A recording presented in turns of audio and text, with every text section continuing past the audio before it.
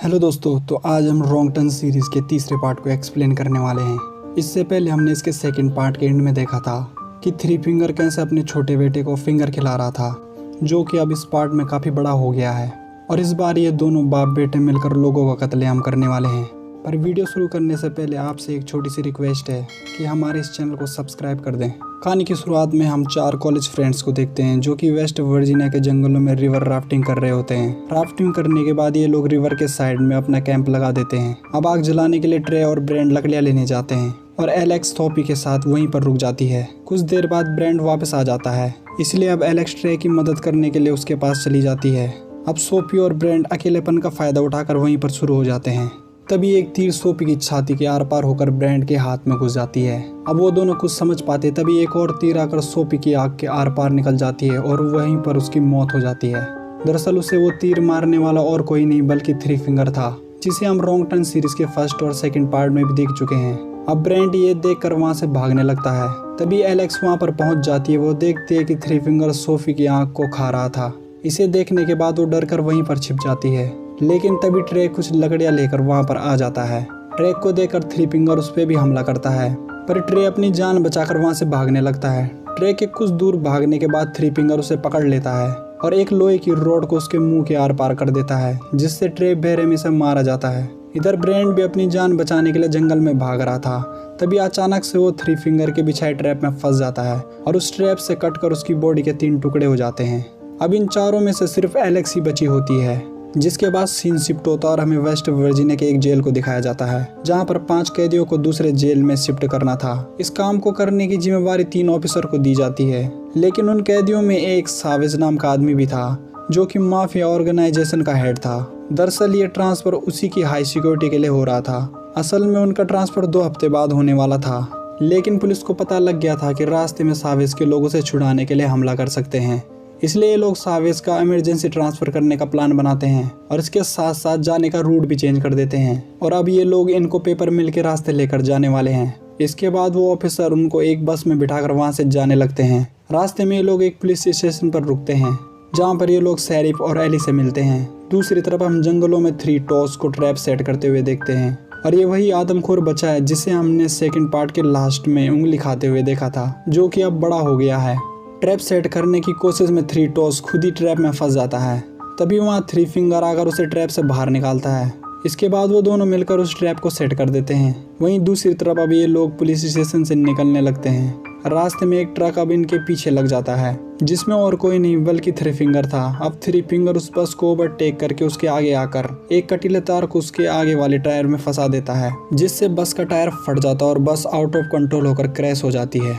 अब three finger वहां आकर उन्हें देखता और फिर अपने ट्रक में बैठकर चला जाता है। नेट उन सब कैदियों को बस से बाहर निकालता है। तभी सावेज मौका देकर उससे वो गन छीन लेता है, लेकिन पीछे से दूसरा ऑफिसर आकर सावेज पर गन लगा देता है। मगर तभी एक चाकू आकर उस ऑफिसर के गर्दन के पार हो जाता है, जिससे मौके पर ही उसकी मौत हो जाती है। अब सावेज समझने लगता है कि उसके लोग वहां पर आ गए हैं, लेकिन तभी सावेज के ऊपर भी तीरों की बारिश होने लगती है, जिससे वो समझ जाता है कि ये काम उसके आदमियों का नहीं है। अब सावेज नेट को बंदूक के दम पर उनके हाथ की चेन खोलने को कहता है, लेकिन चाबी अभी भी बस के अंदर ही थी, जिसको लेने के लिए अब सावेज नेट को अंदर भेजता है। वॉल्टर अभी भी बस के अंदर होता और बस में पूरी तरह से आग लग चुकी होती है, जो कभी भी ब्लास्ट हो सकती थी। लेकिन नेट वॉल्टर और चाबी को बस के ब्लास्ट होने से पहले ही बाहर ले आता है। सावेज नेट से चाबी लेकर चैन खोलने की कोशिश करता है, लेकिन ये चाबियां दूसरी होती है और चैन को खोलने वाली चाबियां बस में ही रह गई थी। इससे सावेज की सटक जाती है, पर फिर भी वो नेट को नहीं मारता, क्योंकि उन्हें उस जंगल से सिर्फ नेट ही बाहर निकाल सकता था। अब ये सभी यहाँ से आगे बढ़ने लगते हैं। तभी अचानक से एलेक्स आकर उन पे अटैक कर देती है। वो बहुत डरी और घबराई हुई होती है। नेट उसे समझाता है कि अब उसे डरने की कोई जरूरत नहीं है, और तब एलेक्स उन सभी को आदमखोर के बारे में बताती है, जिसने उसके सभी फ्रेंड्स को मार दिया था। एलेक्स की बात सुनकर कोई उस पर यकीन नहीं करता, पर वो उन्हें राफ्टिंग की बात भी बता चुकी थी। इस वजह से अब सावेज उसे अपनी कैंप की लोकेशन पर लेकर जाने को कहता है। अब एलेक्स ना चाहते हुए भी उन्हें वहां ले जाने लगती है। रास्ते में उन्हें एक पलटी हुई बस मिलती है। नेट जब उसे चेक करता है तो उसे एक गन और एक चाबी मिलती है। मिली हुई गन को नेट चुपके से अपने साथी वॉल्टर को दे देता है। गाड़ी को खोलने पर उन्हें वहाँ ढेर सारा पैसा मिलता है, जिसके बाद सावेज उन्हें 2-2 बैग उठाकर आगे बढ़ने के लिए कहता है। मगर वॉल्टर बहुत जख्मी था, इसलिए वो बैग उठाने से मना कर देता है। सावेज के जबरदस्ती करने पर वॉल्टर गन निकालकर उसे शूट करने लगता है, मगर बदकिस्मती से उस गन में गोलियां नहीं होती। वॉल्टर की हरकत से सावेज गुस्से में आकर उसे वहीं पर शूट कर देता है। नेट मजबूर था, इसलिए वो कुछ नहीं कर पाता। इसके बाद ये लोग यहाँ से आगे बढ़ने लगते हैं और एलेक्स आगे आगे इन सभी को रास्ता दिखाते हुए चल रही होती है। तभी एलेक्स का पैर 3 टॉस के बिछाई ट्रैप में पड़ जाता है, लेकिन नेट समय से पहले एलेक्स को बचा लेता है। तभी पेड़ के पत्तों में छिपा 3 टॉस बाहर आकर इन सभी पर हमला करने लगता है, लेकिन सावेज अब अपनी गन निकालकर उसे शूट कर देता है, जिससे 3 टॉस घायल होकर जमीन में गिर जाता है। उन लोगों को लग रहा होता है कि शायद यही वो आदमखोर है जिसने एलेक्स के फ्रेंड्स को मारा होगा, पर एलेक्स उन्हें बताती है कि जिसने उन पर अटैक किया था वो आदमखोर इससे भी बड़ा था। सावेज 3 फिंगर को चिढ़ाने के लिए 3 टॉस का गला काटकर वहीं पर छोड़ देता है और वहां से आगे की ओर जाने लगते हैं। अब 3 फिंगर वहां आकर 3 टॉस का कटा हुआ सर देखकर गुस्से से लाल पीला हो जाता है और जोर जोर से रोने लगता है। रास्ते में सावेज एक चाबी को लटकता देख उसे लेने के लिए आगे बढ़ता है, लेकिन विली समझ जाता है कि ये एक ट्रैप है, इसलिए वो सावेज को धक्का देकर उसे बचा लेता है, मगर वो खुद ही इस ट्रैप में फंस जाता है और उसका चेहरा कट जाता है, जिससे उसकी मौत हो जाती है। अब विली की बॉडी को चैन से अलग करने के लिए सावेज विली के पैर काट देता है, जिससे उन्हें चलने में आसानी हो सके। अब हम पुलिस स्टेशन में शेरिफ और एली को देखते हैं। शेरिफ नेट के कॉल न आने की वजह से परेशान हो जाता है। वहीं एली को भी 4 स्टूडेंट की मिसिंग होने की खबर मिलती है। अब शेरिफ नेट को खोजने निकल जाता है और एली भी स्टूडेंट की मिसिंग होने वाली लोकेशन पर निकल जाती है। दूसरी तरफ सावेज और उसके साथी एक घर तक पहुंच जाते हैं, जहां पर उन्हें कुछ टूल्स मिलते हैं जिनकी मदद से ये लोग चैन को खोलकर खुद को आजाद कर लेते हैं। वहीं हम 3 फिंगर को एक जगह पर ट्रैप सेट करते हुए देखते हैं। कुछ देर बाद सावेज और सभी लोग यहाँ पर पहुंच जाते हैं। इनको यहाँ पर 3 फिंगर का ट्रक दिखाई देता है। वैसे तो इन सभी को पता होता है कि ये एक ट्रैप है, पर सावेज क्रॉफोर्ड को जानबूझकर ट्रक लेने के लिए भेजता है। अब क्रॉफोर्ड जैसे ही ट्रक के पास पहुंचता है तो ट्रक में छुपा 3 फिंगर क्रॉफोर्ड को अपनी नुकीली तार से बनाए ट्रैप में फंसा देता है और इन सभी की आंखों के सामने उसे लेकर चला जाता है। पर सावेज को इस सब से कोई भी फर्क नहीं पड़ता। अब 3 फिंगर अपने ट्रक को फुल स्पीड में चलाकर क्रॉफोर्ड को घसीट कर मार डालता है। दूसरी तरफ फ्लॉयड अब एलेक्स से बदतमीजी करने की कोशिश करता है, पर सावेज उसे ऐसा करने से रोक देता है। इससे फ्लॉयड उससे नाराज हो जाता है और रास्ते में मौका पाकर वो सावेज को पीछे से मारने की कोशिश करता है, लेकिन सावेज उसके वार से खुद को बचा लेता है। तभी मौका पाकर नेट और एलेक्स वहाँ से भाग जाते हैं। सावेज फ्लॉयड को मार मार कर अधमरा कर देता है, जिसके बाद ब्रेंडन और सावेज फ्लॉयड को वहीं पर छोड़कर नेट और एलेक्स को खोजने के लिए आगे चले जाते हैं।